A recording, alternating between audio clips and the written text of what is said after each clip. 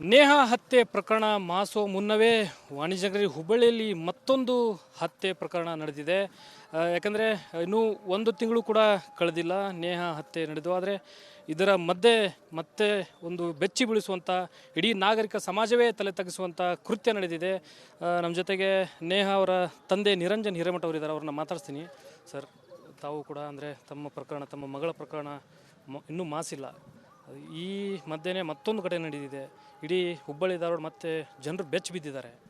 ಈಗಾಗಲೇ ಅನೇಕ ಬಾರಿ ನನ್ನ ಮಗಳ ಹತ್ಯೆ ಆದ ನಂತರ ಕೂಡ ನಾನು ಅನೇಕ ಬಾರಿ ರಾಜ್ಯ ಸರ್ಕಾರಕ್ಕೆ, ಕೇಂದ್ರ ಸರ್ಕಾರಕ್ಕೆ, ಜಾತ್ಯತೀತ ಪಕ್ಷಾತೀತ ಹೋರಾಟ ಕೂಡ ಅನೇಕ ಕಡೆ ನಡೆದು ಎಲ್ಲರೂ ಕೂಡ ಎಚ್ಚೆತ್ತು ವಹಿಸಿ ಇನ್ನಾದರೂ ಕೂಡ ಈ ಬರಬಲವಾಗಿ ಹತ್ಯೆ ಏನಾಗ್ತಾ ಇದ್ದಾವೆ ಅವನು ಖಂಡಿಸಿ ಎಲ್ಲರೂ ಕೂಡ ವಿರೋಧ ಮಾಡಿದರು. ಆದರೂ ಕೂಡ ಈ ವಾರದಲ್ಲೇ 4 ಮರ್ಡರ್ ನಮ್ಮ ಹುಬ್ಬಳ್ಳಿಯಲ್ಲಿ.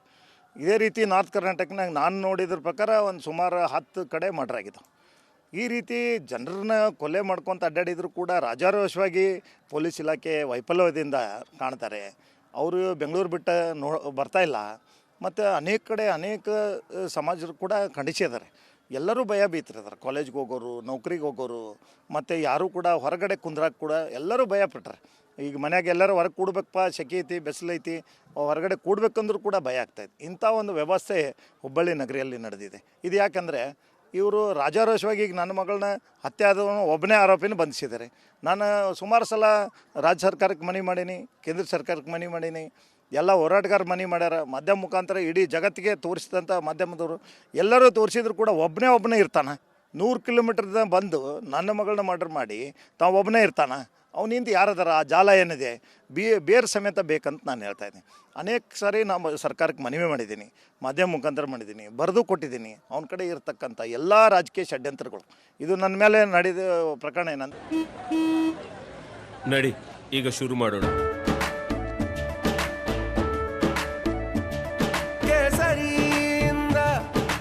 ಮನೋಲ್ಲಾಸ ಮನಸ್ಸು ಮತ್ತೇರಿ ಕುಣಿದಾಡಿದೆ ನೋಡು, ಮನಸ್ಸು ಮತ್ತೇರಿ ಕುಣಿದಾಡಿದೆ ನೋಡು. ಕ್ಷಣ ಕ್ಷಣವೂ ಆಚರಿಸಿ ಕೇಸರಿ ಹಬ್ಬ.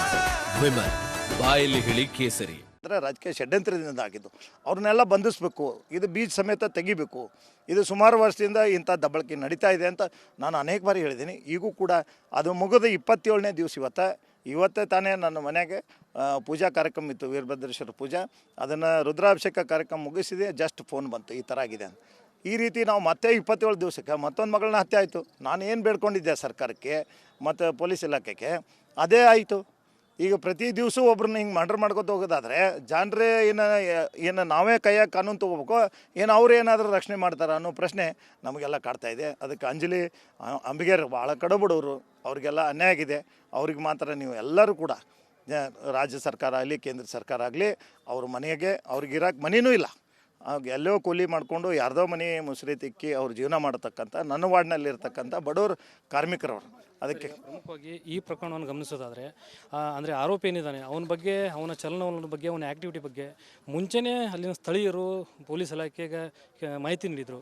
ಆದರೂ ಕೂಡ ಎಲ್ಲೋ ಒಂದು ಕಡೆ ಪೊಲೀಸ್ ಇಲಾಖೆ ಇರ್ಬೋದು, ಪೊಲೀಸ್ ಅಧಿಕಾರಿಗಳಿರ್ಬೋದು ಎಡವಿದ್ರ, ಅಂದರೆ ಈ ವಿಚಾರದಲ್ಲಿ ಸಂಪೂರ್ಣವಾಗಿ ದಿವ್ಯ ನಿರ್ಲಕ್ಷ್ಯವನ್ನು ತೋರಿದ್ರ ಅಂತ.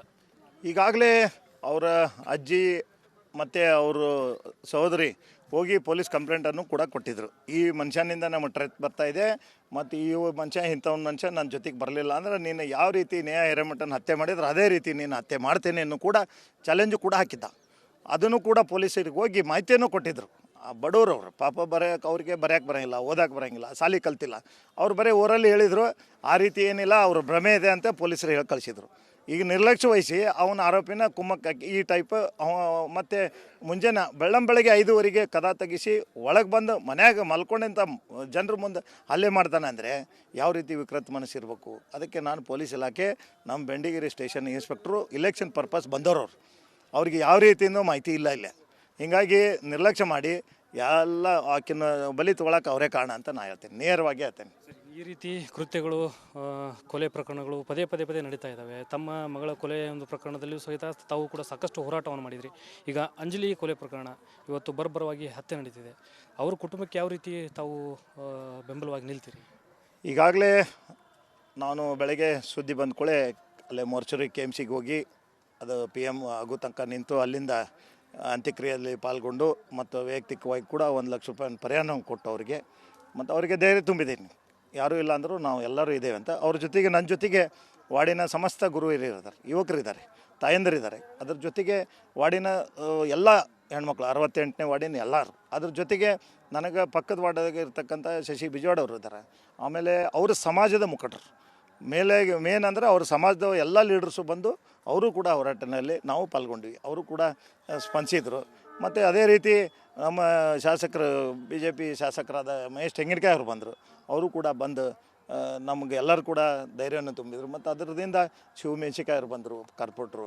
ಮತ್ತು ಈಗ ತಾನೇ ಡೆಪ್ಟಿ ಮೇಯರ್ ಸತೀಶ್ ಹಾನಗಲ್ ಅವರು ಬಂದರು. ಅವರು ಕೂಡ ಬಂದು ಸಂತಾನ ಹೇಳಿದ್ರು. ಈ ನ್ಯಾಯ ಕೊಡಿಸುವಂಥದ್ದು ಸತಾಸಿದ್ಧ ಎಲ್ಲರೂ ಕೂಡ್ಕೊಂಡು ಹೋರಾಟ ಮಾಡಿ ಆ ಮಂಥನಕ್ಕೆ ನಮಗಾದಿದ್ದು ನೋವು ನಮಗೆ ಸರ್ಕಾರ ಬೆನ್ನಿಗೆ ನಿಂತು ಮಾಡ್ತಾಯಿದೆ. ಆದರೆ ಆ ಕುಟುಂಬಕ್ಕೆ ಯಾರೂ ಇಲ್ಲ. ಆ ಭಾಗದ ಕಾರ್ಪೊರೇಟ್ರಾಗಿ ನನ್ನ ಕರ್ತವ್ಯನ ನಾನು ಮಾಡ್ತೀನಿ ಅಂಥೇಳಿ ಹೇಳೋಕ್ಕೆ ಇಚ್ಛೆಪಡ್ತೀನಿ. ಇದಿಷ್ಟು ನಿರಂಜನ್ ಹಿರೇಮಠ ಅವರ ಮಾತು. ಒಂದು ಕಡೆ ಈ ರೀತಿ ಪ್ರಕರಣಗಳು ಪದೇ ಪದೇ ಮರುಕಳಿಸ್ತಾ ಇದೆ. ಈ ನಿಟ್ಟಿನಲ್ಲಿ ಇಂಥ ಪ್ರಕರಣಗಳನ್ನು ಕಡಿವಾಣ ಹಾಕಲಿಕ್ಕೆ ರಾಜ್ಯ ಸರ್ಕಾರ ಇರ್ಬೋದು, ಅದೇ ರೀತಿ ಗೃಹ ಇಲಾಖೆ ಸನ್ನದ್ಧ ಆಗಬೇಕು. ಇದರ ಜೊತೆಗೆ ಅಂಜಲಿ ಏನು ಕೊಲೆ ಪ್ರಕರಣ ನಡೆದಿದೆ, ಅವರ ಕುಟುಂಬಸ್ಥರಿಗೆ ನ್ಯಾಯ ಸಿಗುವವರೆಗೂ ನಾವು ಅವರ ಬೆನ್ನೆಲುಬಾಗಿ ಅವರ ಬೆಂಬಲಕ್ಕೆ ನಾವು ನಿಲ್ತೇವೆ ಅಂತಕ್ಕಂಥ ಮಾತನ್ನು ನಿರಂಜನ್ ಹಿರೇಮಠ ಅವರು ಹೇಳ್ತಾ ಇದ್ದಾರೆ. ಕ್ಯಾಮ್ರಾ ಪರ್ಸನ್ ವಿನಾಯಕ್ ಪೂಜಾರ್ ಜೊತೆ ಪ್ರಕಾಶ್ ಹಿರೇಮಠ, ರಿಪಬ್ಲಿಕ್ ಕನ್ನಡ, ಹುಬ್ಬಳ್ಳಿ. ನಮಸ್ಕಾರ, ಕರ್ನಾಟಕ ಪ್ರೈಮ್ ಟೈಮ್ಗೆ ಸ್ವಾಗತ. ನಾನು ಜಯಪ್ರಕಾಶ್ ಶೆಟ್ಟಿ. ಇಡೀ ಕರ್ನಾಡು ಇವತ್ತು ರೆಬೆಲ್ ಆಗಿ ನಿಂತಿದೆ. ಈ ಹಗರಣಗಳನ್ನು ಸದನದಲ್ಲಿ ಪ್ರಸ್ತಾಪ ಮಾಡಲು ಕೂಡ ಕಾಂಗ್ರೆಸ್ ಹಿಂದೇಟು ಹಾಕಿದ್ದೇಕೆ? ನಿಮ್ಗೆ ಸಂಬಳ ಅದಕ್ಕೆ, ನಿಮಗೆ ವಾಹನ ಅದಕ್ಕೆ, ನಿಮಗೆ ವೆಪನ್ ಅದಕ್ಕೆ, ನೀವು ಅದನ್ನು ಸೆರೆ ಹಿಡಿಬೇಕಾಗಿತ್ತು. ನೀವು ವಿದ್ಯುತ್ ಬರ ಇದೆ ಅಂತ ಹೇಳ್ತಾ ಇದ್ದೀರಿ, ಎಲ್ಲಿ ಬರ ಇದೆ ನೀವು ಹೇಳಬೇಕು. ಪಾಕಿಸ್ತಾನ್ ಆಕ್ಯುಪೈಡ್ ಕಾಶ್ಮೀರ್ ಅದು ಎಂದೆಂದಿಗೂ ನಮ್ಮದು. 40 ಮೆಷಿನ್ಗಳು ತಂದಿತ್ತು ನೋಟ್ ಎಣಿಸುವುದಕ್ಕೆ, ಅದೇ ಹಾಳಾಗಿದೆ. ಮಥುರಾದ ಗಲಾಟೆ ಇದೆಯಲ್ಲ, ಅದು ಸ್ಥಳೀಯವಾಗಿ ಕೂತು ಪರಿಹರಿಸಬಹುದಾದಂಥ ಕಾನೂನಿದೆ. ಗ್ಯಾರಂಟಿ ಯೋಜನೆಯಿಂದ ನಷ್ಟ ಆಗಿದೆ, ಲಾಭ ಆಗಿದೆ, ದಯವಿಟ್ಟು ಹೇಳಿ. Dawood Ibrahim most wanted criminal ಯಾವಾಗಾದ ಅಂದರೆ ಇಲ್ಲಿ ತನಕ ಭಾರತ ದೇಶದಲ್ಲಿ ಓರ್ವ ದಲಿತ ಪ್ರಧಾನಿಯಾದಂಥ ಇತಿಹಾಸವೇ ಇಲ್ಲ.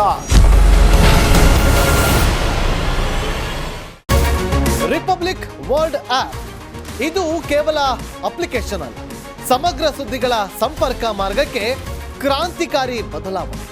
ರಿಪಬ್ಲಿಕ್ ವರ್ಲ್ಡ್ ಆಪ್ ಕೇವಲ ಸುದ್ದಿ ಅಪ್ಲಿಕೇಶನ್ ಅನ್ನ ಪರಿಚಯ ಮಾಡ್ತಾ ಇಲ್ಲ, ಬದಲಾಗಿ ಡಿಜಿಟಲ್ ಸುದ್ದಿ ಬಳಕೆಯ ಹೊಸ ಯುಗಕ್ಕೆ ನಾಂದಿ ಹಾಡ್ತಾ ಇದೆ.